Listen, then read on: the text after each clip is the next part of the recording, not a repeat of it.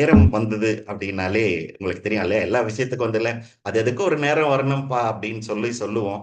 பரீட்சை வருது. நான் இந்த கோர்ஸ் என்ரோல் பண்ணிட்டேன். கடைசி வரைக்கும் படிக்க மாட்டேன். ஆனா நாளைக்கு பரீட்சைன்னா நான் இன்னைக்கு படிப்பேன்.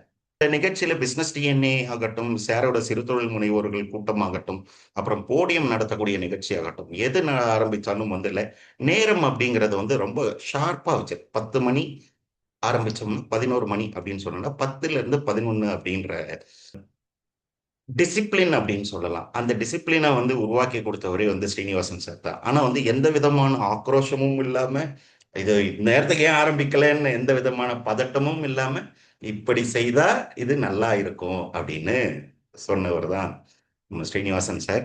ஸோ ஸ்ரீனிவாசன் சாரை பத்தி நான் பெரிய அறிமுகம் வந்து இங்க இருக்கக்கூடிய நிறைய பேருக்கு நான் கொடுக்க தேவையில்லை. அதோடு இல்லாமல் அவ்வளோ பெரிய அறிமுகம் நான் ஸ்ரீனிவாசன் சார் கிட்ட சொல்லணும்னா நான் இன்னைக்கு நாள் ஃபுல்லாக நான் சொல்லுவேன். ஆனால் அப்படி சொல்றது சாரும் விரும்ப மாட்டாரு. ஸ்ரீனிவாசன் சார் சார்ட்டர்ட் அக்கௌண்டன்ட் அப்படின்னு மட்டும்தான் சொல்லுவார். வெற்றி விடியல் ஸ்ரீனிவாசன் சார்ட்டர்ட் அக்கௌண்டன்ட் அப்படின்னு மட்டும் தான் சொல்லுவார். Sir welcome sir. உங்களோட டைம் மேனேஜ்மெண்ட்டுக்கு நான் ஆக்சுவலாக வந்து 2 மினிட்ஸ் லேட்டாக உங்ககிட்ட ஸ்டேஜை கொடுக்குறேன். Stage is your sir. அனைவருக்கும் வணக்கம். வெங்கட் சொன்ன மாதிரி எல்லா இடங்கள்லயும் சார்ட்டர்ட் அக்கௌண்டன்ட் இன்ட்ரோடக்ஷன் மாத்திரம் தான் கொடுக்க சொல்லுவேன். இந்த வெற்றி விடியல் அப்படின்ற ஒரு அடைமொழி அது நானா சேர்த்துக்கிட்டது தான். வெற்றி விடியல்ன்ற தலைப்புல பள்ளிக்கூடங்கள்ல கோர்சஸ் நடத்திக்கிட்டு இருந்தேன். சுய முன்னேற்றத்திற்கான கோர்சஸ். ஆனா நானும் ராவான ரவுடின்னு காட்டிக்கிறதுக்காக சீனிவாசன்ற பேருக்கு பதிலாக வெற்றி விடியல் ஸ்ரீனிவாசன் வச்சிருந்தேன். இந்த அடமொழி இல்லாத ரவுடி யாரும் இருக்க மாட்டாங்கிற ரேஞ்சில் தான் அது என்ன அடையாளப்படுத்துது. ஏன்னா ஸ்ரீனிவாசன்கிறது காமன் நேம். இப்போ இந்த குரூப்லயே 6 பேர் 7 பேர் இருக்கிற இடத்துலயே இன்னொரு சீனிவாசன் இருக்காரு. அதனால என்ன அடையாளப்படுத்திக் கொள்வதற்காக வெற்றி விடியல் ஸ்ரீனிவாசன். இப்போ ஆடியன்ஸ்ல ஒருத்தர் கேட்டாரு, இந்த தலைப்புக்கும் டைம் மேனேஜ்மெண்ட்டுக்கும் என்ன சார் சம்பந்தம் அப்படின்னு. அதுக்கு வெங்கட் வந்து ஒரு சாத்துரியமா ஒரு பதில் சொன்னாரு. இல்ல எனக்கே தெரியாது சார், இனிமேதான் தெரிஞ்சுக்கணும் அப்படின்னு.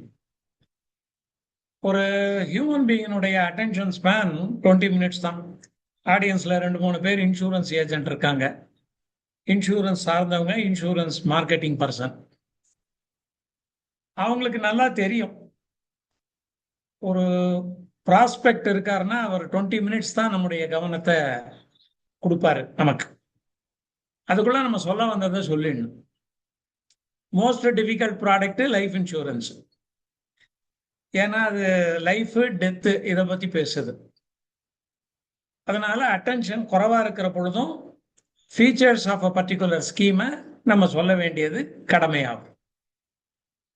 இதனுடைய இன்னொரு ஆங்கிள் எடுத்தாக்க, one of the participants housing லோனும் பார்த்துக்கிறேன்றார். Home loans.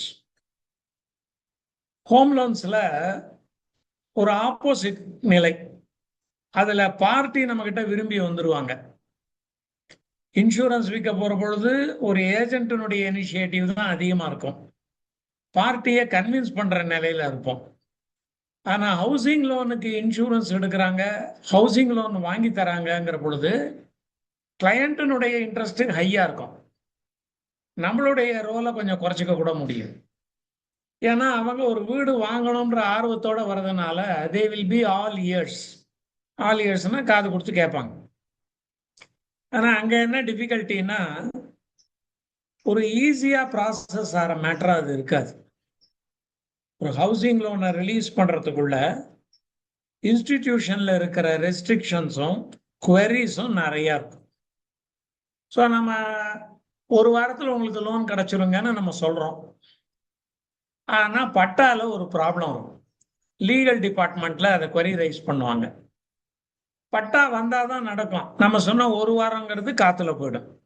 ஏன்னா பட்டா வாங்குறதுக்கே 1 மாசம் ஆயிடும். ஆக 2 எக்ஸ்ட்ரீமும் இந்த ஜாப்ல இருக்கு. அப்படிப்பட்ட ஒரு 2-3 பேர் இங்க இருக்கிறது ஒரு வித்தியாசமான அமைப்பா இருக்கு. சரி, டைம் மேனேஜ்மெண்ட்ல 3 முடிச்சுங்கிறது எங்க இருந்து வருது? 3 முடிச்சுன்னா நம்ம தாலி கட்டுறதுன்னு நமக்கு தெரியும். Symbolic word. உருவக அணின்னு தமிழ்ல சொல்லுவாங்க. ஒரு வார்த்தையை சொல்லுவாங்க, அதன் மூலமாக பூடகமாக இன்னொரு பொருள் கிடைக்கும். 3 முடிச்சு அப்படின்னாலே திருமணம், தாலி முடிவது என்று நினைக்கிறோம். ஆனா இங்க அது எதிர்மறையா நம்ம பயன்படுத்தணும். நார்மலா டிசம்பர் மாசம் புக் எக்ஸிபிஷன் ஆரம்பிச்சிருவாங்க. ஜனவரி மாசம் 2வது வாரம் வரைக்கும் போகும். ஒரு ஆர்வத்துல ஒரு புத்தகம் கிடைக்கும், இல்ல புக் எக்ஸிபிஷன்ல ஒரு ஸ்டாலுக்கோ போவோம். வரிசையா டைம் மேனேஜ்மெண்ட் புக் 5-6 வச்சிருப்பாங்க, இங்கிலீஷ்லயும் தமிழ்லயும். ஆலன் லெக்கின், ட்ரூ ஸ்காட், பிரியன் ட்ரைசி, இப்படி பலரும் எழுதியிருப்பாங்க. அதனுடைய தமிழாக்கம், தமிழ்ல சுய முன்னேற்றம் எழுதுறவங்க நிறைய பேர் இருக்காங்க. அவங்களுடைய புத்தகங்களும் இருக்கும். நம்ம ஒரு புத்தகத்தை வாங்கி முழுக்க படிப்போம் இன்ட்ரெஸ்டோட. டயத்தை நம்ம மேனேஜ் பண்ணணும்னு நினைப்போம்.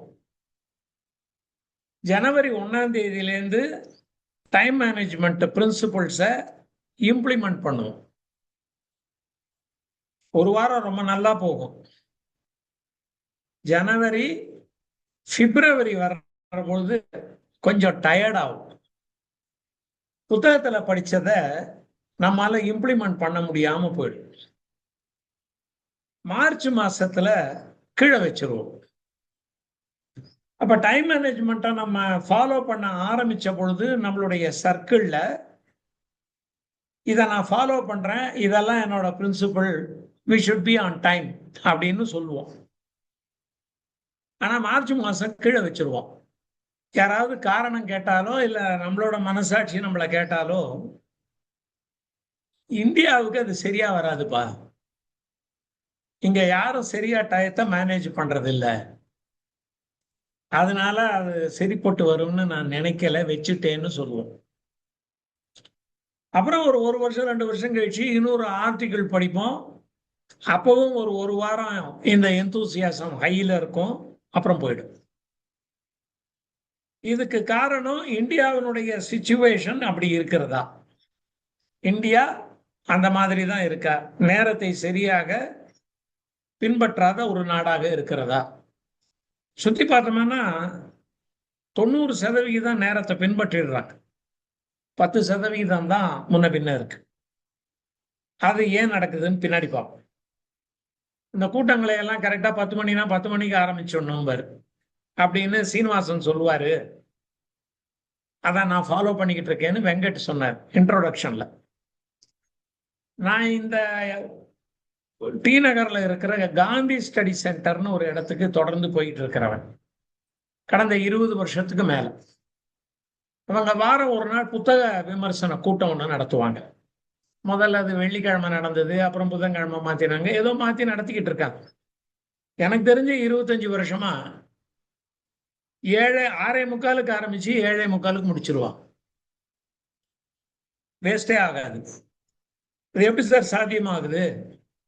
ஒரு ஸ்பீக்கர் வரேன்றாரு, அவரால் வர முடியாம போயிட்டா என்ன ஆகும்? இல்ல அவர் டிராபிக்ல மாட்டிக்கிட்டாருன்னா என்ன ஆகும்? அவங்க அதுக்கு ஒரு வழி கண்டுபிடிச்சிருக்காங்க. இந்த ஆடியன்ஸ்ல காந்தியன் பிலாசபில ஈடுபட்டிருக்கக்கூடிய ஒரு 4 பேர் எப்பவுமே இருப்பாங்க.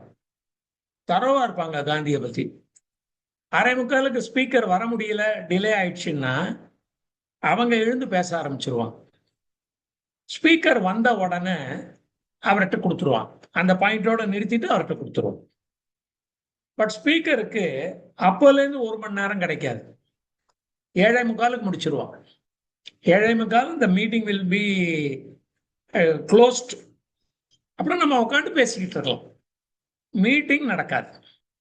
இதை அவங்க தொடர்ந்து பின்பற்றுவதனால ஸ்பீக்கரா இருந்தாலும் ஆடியன்ஸா இருந்தாலும் கரெக்டா வருதுங்கிறத தொடர்ந்து செஞ்சுக்கிட்டு இருக்காங்க. அதை பார்த்து கத்துக்கிட்டது தான், என்னுடைய ஓன் மேட்டர் கிடையாது. டைம் மேனேஜ்மெண்ட்டை நம்ம பின்பற்ற முடியாம போறதுக்கு எக்ஸ்டர்னல் காரணங்கள் இருக்கத்தான் செய்யும். நாம இன்னொரு சிஸ்டமை டிபெண்ட் பண்றோம், அதுல இருந்து நமக்கு கிடைக்கக்கூடிய ப்ராசஸ் இல்ல அதனுடைய எண்டு, அதை வச்சுதான் நம்ம இன்னொரு இடத்துக்கு போகணும். அப்ப அவங்க டிலே பண்ணிட்டாங்கன்னா அது நம்ம டிலேவாகவும் ஆயிடும். அந்த இடத்துல தான் நம்ம ஃபெயில் ஆகும். இப்ப இந்த டைம் மேனேஜ்மெண்ட் பிரின்சிபிள்ஸ் இதற்கு மெயின்டைன் பண்ண முடியாம இருக்கிறதுக்கு முதல் காரணம், திருமணத்துல 3 முடிச்சு போடுறோம், இங்க 3 முடிச்ச அவுக்குறோம். அதுதான் எதிர்மறையான சிந்தனைன்னு சொன்னேன் ஆரம்பத்தில். 3 முடிச்ச என்ன அவுக்குறோம்? நம்ம டைம் மேனேஜ்மெண்ட் செய்ய முடியாம போவதற்கு முதலாவது காரணம் உளவியல் ரீதியாக இளம் பிராயத்தில் நம் மனதில் பதிந்த எண்ண ஓட்டங்கள். நம்முடைய சூழல் அவன்குலர்னு சொல்லுவாங்க ஆங்கிலத்துல. அவன்குலர்னா ஃபாதர் லைக் ஃபிகர்.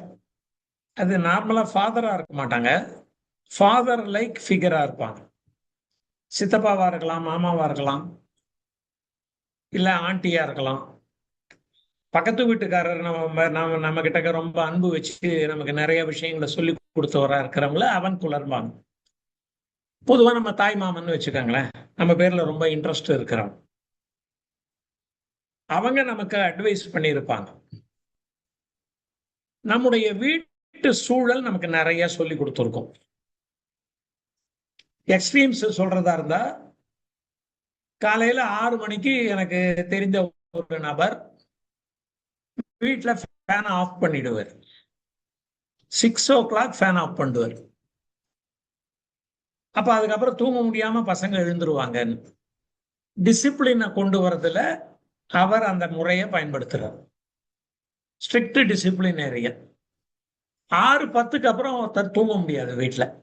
6 மணிக்கு ஃபேன் அடிச்சிருவாரு, 6:10க்கு எழுந்துக்கணும். Very very strict on that. அப்ப மார்னிங் அவர் ஸ்ட்ரிக்டா கொஞ்சம் கடுமையா நடந்துட்டாருன்னா நமக்கு மார்னிங் பொழுது கெட்டு போயிருமேன்னு பசங்க எழுந்துப்பாங்க. இன்னொரு எக்ஸ்ட்ரீம், ஒரு குழந்தை ஸ்கூலுக்கு போற ஆட்டோல ஏறுது. லாஸ்ட் மினிட்ல அதனுடைய மதர் அதனோட வாயில ஒரு பீஸ் ஆஃப் பிரெட்டை கொடுத்து நீ மென்னுக்கிட்டே போன்றாங்க. 2 எக்ஸ்ட்ரீம். ஃபாதர் 6 மணிக்கு ஃபேன் அணைக்கிறவரு, மதர்ன்ற ஃபிகர் ஆட்டோல ஏறுற போது சாண்ட்விச்சினுடைய ஒரு போர்ஷனை கொடுத்து ஆட்டோல ஏத்துறாங்க. இது ரெண்டுமே contradictory messages to the child. ஒன்னு over discipline, advance planning, sticking to the schedule. இன்னொன்னு லாஸ்ட் மினிட் ஹரிபரி. இந்த 2 கான்ட்ரடிக்டரி மேட்டரும் உள்ள இருக்கும். டைம் மேனேஜ்மெண்ட் புக்கை படிச்சுட்டு ஒரு பிரின்சிபலை நம்ம பின்பற்றணும்னு நினைச்சு செஞ்சோம்னா அது இதனோடு போரிடும். டிசிப்ளின்ல இருக்கிறதுல சில டிஸ்அட்வான்டேஜஸ் உண்டு, அதை பத்தி சொல்றேன். லாஸ்ட் மினிட் ஹரிபரியில சில டிஸ்அட்வான்டேஜஸ் உண்டு, அதை பத்தியும் பார்க்கலாம். பட் இந்த கான்ட்ரடிக்டரி மெசேஜஸ் நம்ம மைண்டுக்குள்ள இருந்து டைம் மேனேஜ்மெண்ட் புக்ல ஒரு சின்ன மெத்தட் சொல்றாங்கன்னா அது நமக்குள்ள ஈஸோட போய் உட்காராம, கம்ஃபர்டபுளா உட்காராம, அது தன்னுடைய போக்குல நம்மள மாத்த பார்க்கும். Strict disciplinarian. உள்ளத்தை அளித்தா அப்படின்னு கார்த்திகோட ஒரு படம், தலைப்பு உள்ளத்தை அளித்தான்னு ஞாபகம். அதுல ஃபர்ஸ்ட் சீன், ஒரு நபர் நடந்து போயிட்டு இருப்பாரு, கேமரா பின்னாடி இருக்கும். அவர் ஒரு நைட் கோட் போட்டு இருப்பார், நைட் ட்ரெஸ். கையில ஒரு பக்கெட்ல தண்ணி இருக்கு. அப்படியே நடந்து போற மாதிரி காட்டுவார். நைட் கோட்டோட அப்படியே போவார் வீட்டுக்குள்ள. சரி, அவர் ஏதோ ரெஸ்ட் ரூமுக்கு தான் போறாரு போல இருக்குன்னு நினைச்சா நேர பெட்ரூம்குள்ள போவார். அங்க போர்வையோட தூங்கிக்கிட்டு இருப்பார் ஒருத்தர். இவர் ஒரு பக்கெட்டு தண்ணி எடுத்து அந்த போர்வை மேல கொட்டுவார். ஐயோ ஐயோன்னு கத்திக்கிட்டு அந்த போர்வையை விலைக்குன்னா உள்ளுக்குள்ள இருந்து கார்த்திக் வெளில வருவார். Strict disciplinarian. பையன் படுக்கையில தூங்குறான் அப்படின்னா எழுப்புறதெல்லாம் கிடையாது, அலாம் வைக்கிறதெல்லாம் கிடையாது. ஒரு பக்கெட்டு தண்ணிய மூஞ்சியில கொட்டிடுறது படுக்கையிலேயே. இது ஒரு ரெசிஸ்டன்ஸ அந்த மைண்டுக்குள்ள வளர்க்கும். லாஸ்ட் மினிட் ஹரிபரி, இந்த ப்ராசஸ் மூலமா நமக்கு அன்னைக்கு பிரச்சனை தீர்ந்துடுது. அதாவது we have had our breakfast and we have gone to school on time. கரெக்டா கொண்டு போய் இறக்கிட்டாரு. ரெண்டுமே சக்சஸ். பிரேக்ஃபாஸ்ட்டும் சாப்பிட்டுட்டோம், ஸ்கூலுக்கும் கரெக்டா போயிட்டோம், ஆட்டோக்காரர் இறக்கி விட்டார். ஆனா நம்ம மைண்ட் எதை டைஜஸ்ட் பண்ணாம வச்சிருக்கு, இந்த பிரெட் பீஸையோ இந்த சாண்ட்விச்சையோ 10 நிமிஷம் முன்னாடி கம்ஃபர்டபுளா மஞ்ச் பண்ணி என்ஜாய் பண்ணி சாப்பிட்டுருக்கலாம். அது மிஸ் ஆகுதுன்றது நமக்கு தெரியல.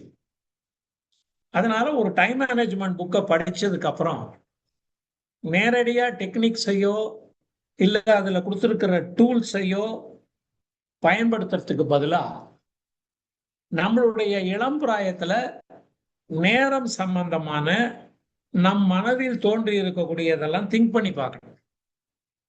அதில் ஒரு பேப்பர்ல எழுதணும், யாரெல்லாம் நம்மளை இன்ஃப்ளூயன்ஸ் பண்ணாங்க, அதன் மூலமா நமக்கு கிடைச்ச அட்வைஸ் என்ன, அல்லது நம்மளுடைய பாடம் என்ன, லெசன்ஸ் என்ன. லாஸ்ட் மினிட் ஹரிபரி செய்யலாமா, அதனால நமக்கு என்ன விழுந்தது. உதாரணமாக ட்ரூ ஸ்காட் அவர்கள் எழுதியிருக்கிற புஸ்தகத்துல அவங்க தன்னோட எக்ஸ்பீரியன்ஸை சொல்றாங்க.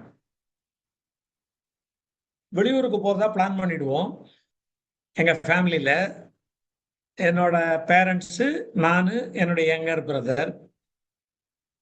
சாயங்காலம் 6 மணிக்கு கிளம்பி ஏதோ ஊருக்கு போறதா பிளான். கார்ல போக போறோம். 6 மணிக்கு வர வேண்டிய எங்க அப்பா 7 மணிக்கு வருவாரு. ஹரீடா என்டையர் ப்ரோக்ராம மாத்திடுவார். ரொம்ப ஹரீடா ஆன்சைட்டியோட தன்னுடைய டாமினன்ஸை காட்டி நாங்க வெளியூர் போற ப்ரோக்ராம்ல அப்படியே அதனுடைய கண்டென்ட்டை மாத்திடுவார். அது ஊரையே மாத்துறதா இருக்கலாம், இல்ல 7 மணிக்கு கிளம்புனா 8 மணிக்கு கிளம்பலாம், கிட்டக்க இருக்கிற ஊருக்கு போறதா இருக்கலாம், எதுவா வேணாலும் இருக்கலாம்.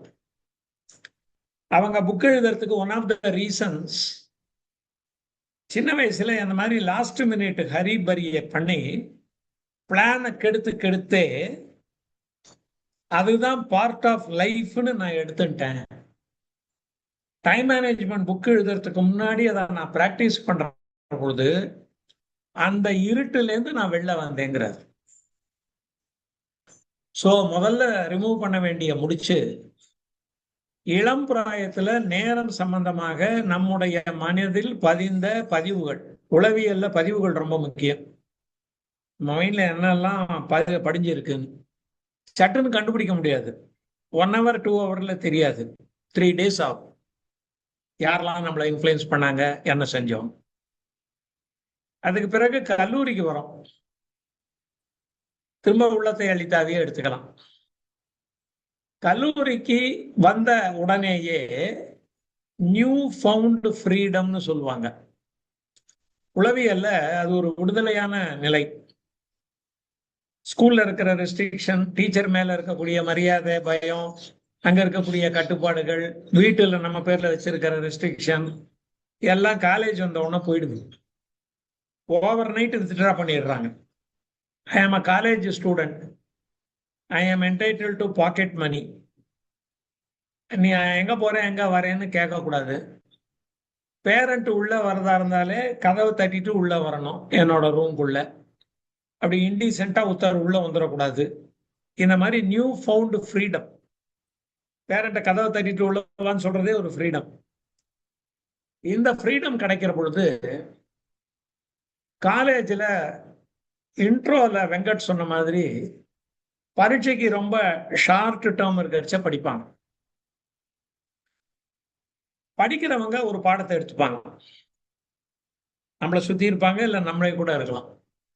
பிளான் பண்ணி படிக்காதவங்க ஒரு பாடத்தை எடுத்துப்பாங்க. ஸ்ட்ரெஸ்ல தான் நான் ரொம்ப கிரியேட்டிவா திங்க் பண்றேன்னு சொல்லுவான். அது உண்மைதான். For some people during stressful period they will be able to think creatively, deeply and find a solution. அதுதான் இங்க பிளஸ் பாயிண்ட். அதுக்கு கீழே ஆங்கர் பண்ணிடுவாங்க தங்களை. லாஸ்ட் மினிட்ல ப்ரிப்பேர் பண்ணாதான் என்னால திங்க் பண்ண முடியும், கிரியேட்டிவா ப்ராப்ளத்தை சால்வ் பண்ண முடியும். எல்லா ப்ராப்ளத்தையும் சால்வ் பண்றது நம்ம கிரியேட்டிவா இல்லை. எல்லா ப்ராப்ளத்தையும் நம்ம அந்த மாதிரி சால்வ் பண்றது இல்லை. கிரியேட்டிவா சால்வ் பண்ண வேண்டிய ஒரு ப்ராப்ளம் இருக்கலாம். அது ஸ்ட்ரெஸ்ல தான் வருங்கிறது கிரியேட்டிவிட்டி கான்செப்ட் கீழே உளவியல்ல ஒண்ணு. ஆனா it is not actually stress. It is easily created concentration. உதாரணமா ஆர்கே லக்ஷ்மண் அப்படின்ற ஒரு கார்ட்டூனிஸ்ட் நமக்கு தெரியும். இப்ப இல்ல அவரு. ஆர்கே லக்ஷ்மண் ஒரு பெரிய கார்ட்டூனிஸ்ட் நம்முடைய நாட்டில் இருந்தார். ஆர்கே லக்ஷ்மணனுடைய கார்ட்டூன் இந்தியன் எக்ஸ்பிரஸ்ல பிரஸ்ல காலையில வர வேண்டிய பேப்பர் பிரிண்ட்டுக்கு போக வேண்டிய டைம் 7 மணி அப்படின்னு வச்சுப்போம் அசம்ஷன். நைட்டு 7 மணிக்கு அவர் கார்ட்டூனை கொடுத்துடணும். பெரும்பாலும் அவர் அப்படியே திங்க் பண்ணி ஒரு 4 மணி 5 மணிக்கே கொடுத்துருவார். டெய்லி கார்ட்டூன் வரும். ஆர்கே லக்ஷ்மண் கார்ட்டூன் போட்டாலே 100 கணக்கில் வரும் நெட்ல. புக்ஸ் எல்லாம் கூட இருக்கு. எல்லாம் ரொம்ப வேல்யூபிள் கார்ட்டூன்ஸ். ரொம்ப அற்புதமா இருக்கும். ஒவ்வொரு கார்ட்டூனும் அதை பார்க்குற போதே வார்த்தைகள் பெருசா இல்லாம நமக்கு புரிஞ்சுக்க முடியும். மால்குடி டேஸ்ன்ற புத்தகத்தை எழுதினது அவர் தான். இந்த கார்ட்டூனை வரையறதுக்கு 6 மணி வரைக்கும் அவர் கேஷுவலா இருந்துருவார். கொடுப்பாரு இல்ல கேஷுவலா இருந்துருவார். பட் 6 மணிக்கு அப்புறம் அவர் டைம் பார்க்க மாட்டார். அவருக்கு ஒரு அசிஸ்டன்ட் வச்சிருந்தார். அவர் 6:10 ஆயிடுத்து, கதவை திறந்து 6:10, 6:15, 6:20 அப்படின்னு சொல்லணும். 7 மணிக்குள்ள எப்படியாவது கொடுத்துருவார்.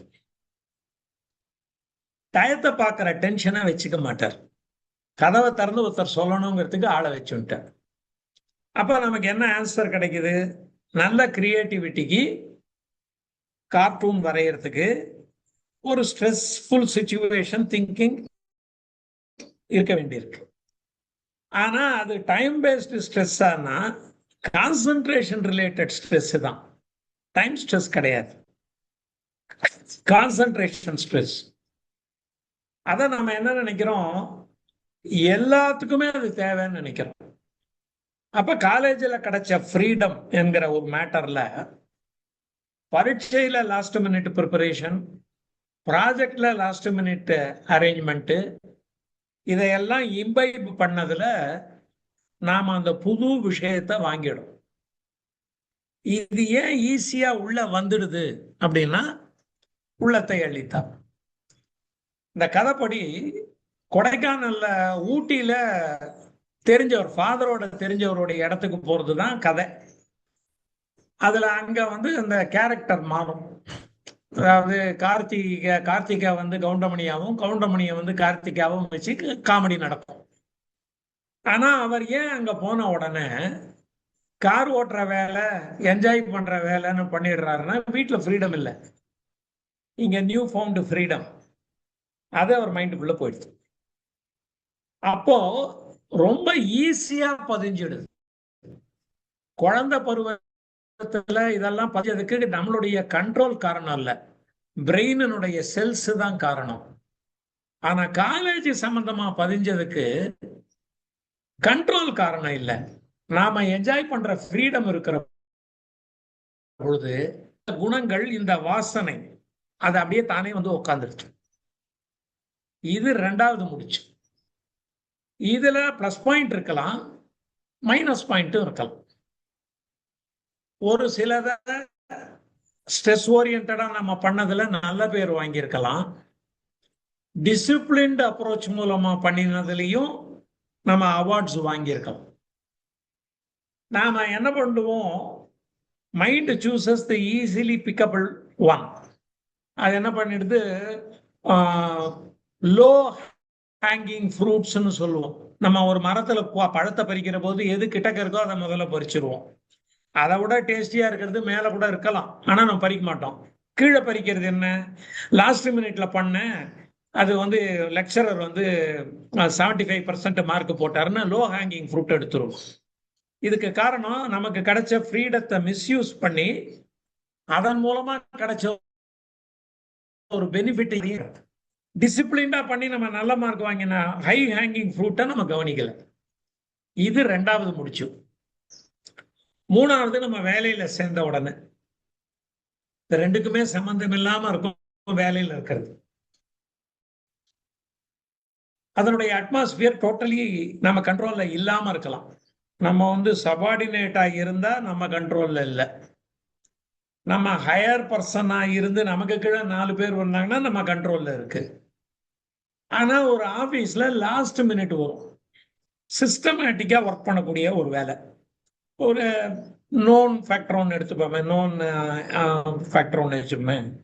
ஒரு டீச்சர் கிளாஸுக்கு போய் சொல்லி தரதோ, ஒரு ஜூனியர் எக்ஸிக்யூட்டிவ் ஒரு பேங்க்ல தன்னோட வேலையை பண்றதோ, இதுல there is a system, a set of rules, situation suits the rule, he has to follow the instructions, book of instructions. நாம கொண்டு போய் ஒரு செக்கை கொடுக்குறோம்னா கவுண்டர்ல இருக்கிறவருக்கு இந்த செக்கை என்ன பண்ணணும்னு தெரியும். அதுல ஒரு 10 ஸ்டெப் இருக்கும். செக்கு சிக்னேச்சர், அக்கௌண்ட்ல பேலன்ஸ் இருக்கான்ற வரைக்கும் பார்த்துட்டு பணம் கொடுக்கணும். இதுக்கு கிரியேட்டிவிட்டி ஒன்றும் பெருசா தேவையில்லையே. மெமரி இருந்த பொறுமை அது இருக்கலாம். ஆனா 11 மணிக்குள்ள நம்ம கிளியரிங் அனுப்பணும். We have to send the checks collected from the customers for clearing. 11 o'clock அனுப்பணும். நம்ம ஒர்க் பெண்டிங்ல இருக்கு. அங்க கிரியேட்டிவிட்டி நமக்கு தேவைப்படலாம். இதை எப்படி சால்வ் பண்ணலாம், இதுல என்ன ரிஸ்க் எடுக்கலாம், என்ன எடுக்கக்கூடாது, நாம இத டிராபிக் ஜாம் மூலமா எடுத்துட்டு போறதை விட இதை எப்படி கொண்டு போனாக்க ஈஸியா இருக்கும், கார்ல போறதுக்கு பதிலாக 2 வீலர்ல போயிடலாமா, இப்படி ஐடியா சார். ஸோ அது ஒரு ரெகுலர் ஜாப்லையும் கொடுக்கும், ஸ்ட்ரெஸ் விஷயத்துலையும் இருக்கும். ஆனா ஒரு பேசிக் ஹியூமன் டெண்டன்சி எல்லாத்தையுமே ஃபயர் ஃபைட்டிங் லெவலுக்கு கொண்டு போயிடும். டிஃபரன்ஸ் இன் தாட் வர்ற பொழுது நாம எப்படி திங்க் பண்றோங்கிறத பாக்குறோம். உதாரணமாக இந்த கிளரிக்கல் லெவல் எடுத்துக்கிட்டோம். அதுல கிரியேட்டிவ் ஆன்சரை நம்ம பார்க்கிற பொழுது இதை நாம இந்த வழியா சால்வ் பண்ணலாம்னு பார்க்கலாம். ஏன்னா இந்த மாதிரி சிச்சுவேஷன்ஸ் நமக்கு வந்திருக்கிறது தான். இதுவே நம்ம கண்ட்ரோலிங் பர்சனா இருக்கும். நமக்கு கீழே 4 பேர் ஒர்க் பண்றாங்க, திடீர்னு ஒருத்தர் லீவு போட்டுடுறாரு. அதே பண்ணோம்னா ப்ரியர் திங்கிங்கை வச்சு நம்மளால பண்ண முடியும். எல்லாத்தையும் எமர்ஜென்சி சிச்சுவேஷனுக்கு கொண்டு போறோங்கிற உதாரணத்தை பார்த்தோம். வடிவேலுவை துரத்திக்கிட்டே வருவாரு சிங்கமுத்து. ஒரு இடத்துல வடிவேலு மாட்டிக்கிட்ட உடனே என்னப்பா ஆச்சு, ஏன் இப்படி துரத்துற அப்படின்னா, நான் ஏன் அவனை துரத்தினேன், மணி கேட்க தானே வந்தேன், போயா ஒன்னால வண்ணாரப்பேட்டைக்கு போற 2 பஸ்ஸை விட்டுட்டேன், இப்ப நான் எப்படி வண்ணாரப்பேட்டைக்கு போறது. இப்ப அவர் சொல்லுவார் இதுதான் வண்ணாரப்பேட்டை, நான் எப்படி டி நகருக்கு போறேன்னா யார்ட்டையாவது அட்ரஸ் கேட்டு போன உடனே ஒரு டயலாக் வரும், அது ரொம்ப முக்கியமான டயலாக். ஏன்பா இங்க இந்த வண்ணாரப்பேட்டையில ராமநாதன் தெருன்னு ஒரு பதட்டத்தோட ஓடுவார் சிங்கமுத்து. அதாவது ஸ்லோவா நடக்க ஆரம்பிச்சு, ஏன்பா வண்ணாரப்பேட்டையா இது இதுல அப்படின்ட்டு பதட்டத்தோட ஓடுவார். அப்போ அடிவேலு சொல்ற வசனம், எல்லாத்தையும் திகிலாவே செய்யறானே அப்படின்னு. இப்ப நம்ம எல்லாத்தையும் திகிலாவே செய்யற லெவல்ல இருக்கலாம். ஆக டைம் மேனேஜ்மெண்ட் புத்தகத்துல கொடுக்கப்பட்ட டூல்ஸ், டெக்னிக்ஸ் இதெல்லாம் ஃபாலோ பண்றதுக்கு முன்னாடி இளம் பிராயத்துல நமக்கு ஏற்பட்ட பாதிப்பு, கல்லூரி ஃப்ரீடத்தின் போது நம்ம லேர்ன் பண்ணி இருக்கக்கூடிய ராங் லெசன்ஸ், மூணாவதாக வேலையில சேர்ந்ததற்கு பிறகு வேலை சூழல், இது மூணுத்திலையும் எதிர்மறையான நேர மேலாண்மைக்கு எதிர்மறையாக இருக்கக்கூடிய விஷயங்களை லிஸ்ட் பண்ணணும். அதை அடிப்படையாக வைத்து நம்மளுடைய திங்கிங் ப்ராசஸ்ல மாற்றத்தை கொண்டு வரும். டைம் மேனேஜ்மெண்ட் புக்ல எல்லாத்தையும் சொல்லிடுவாங்க. வெக்டார் ஸ்கேலார்னு சொல்லுவாங்க. 5னா ஸ்கேலார். மேக்ஸ் ஸ்டூடெண்ட் யாராவது இருந்தாங்கன்னாக்கா அவங்க விளக்குவாங்க. 5க்கு வெக்டார் இருக்குன்னா 5ங்கிறதுக்கு மேல ஒரு ஆரோ மார்க் இருக்கும்.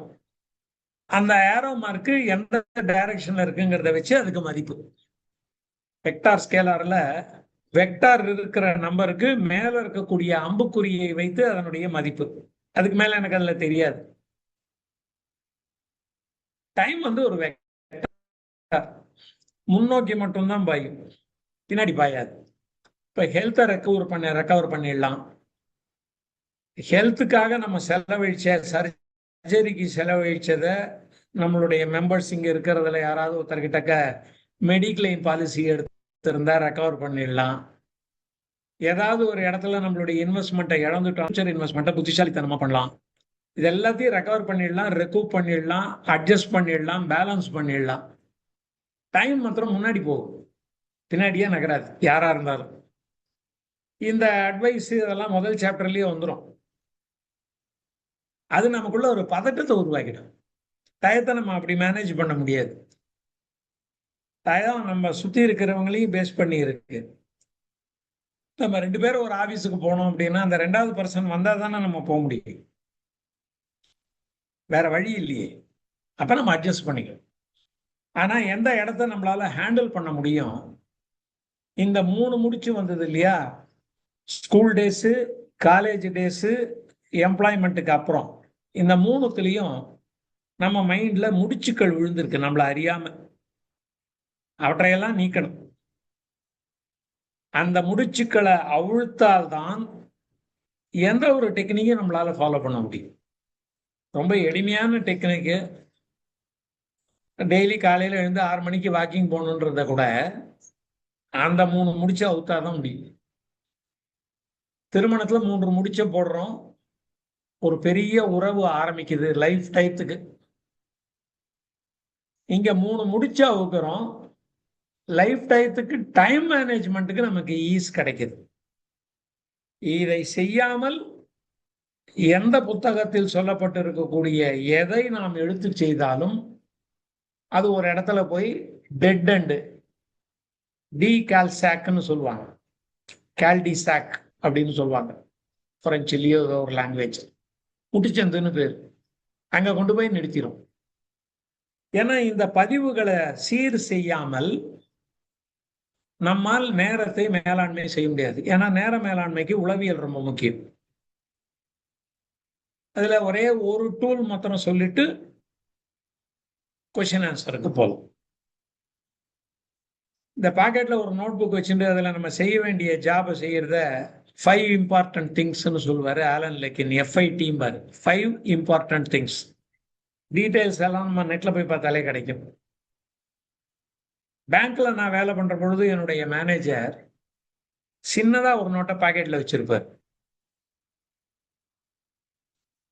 அதுல நம்ம ஏதாவது ஒண்ணு சொல்றோம்னா அதை எழுதிப்பார்.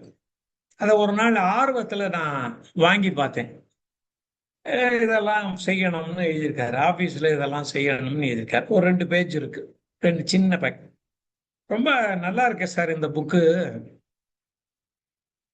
எனக்கு கூட ஒண்ணு கொடுங்களேன், நானும் இதை ஃபாலோ பண்றேன் அப்படின்னு.